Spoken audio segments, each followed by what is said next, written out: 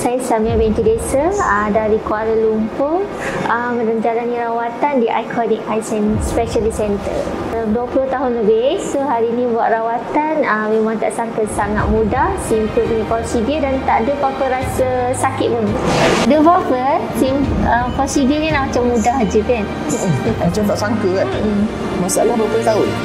20 tahun. 20 tahun nak selesai dalam tak sampai berapa minit Rasa tenang saja sebab tak ada benda yang perlu ditakutkan. Macam tu lah, excited, teruja. Saya dapat menjalani prosedur yang best. Prosedur yang best. Mudah. Cepat. Senang. Selesa. Selamat.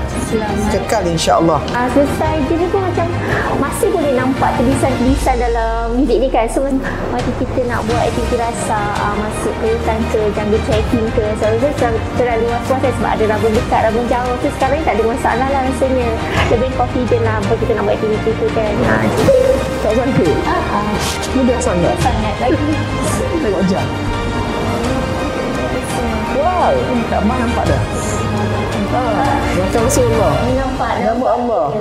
Berdasarkan pengalaman tadi, saya rasa macam kalau kita di sana tidak perlu tunggu lama. Rawatan ni sangat bagus untuk kita. Rasa inilah peluang yang terbaik dengan rawatan yang mudah dan kos yang munasabah. Iconic the best. Iconic adalah pusat bebas sabaran nombor 1 di Malaysia.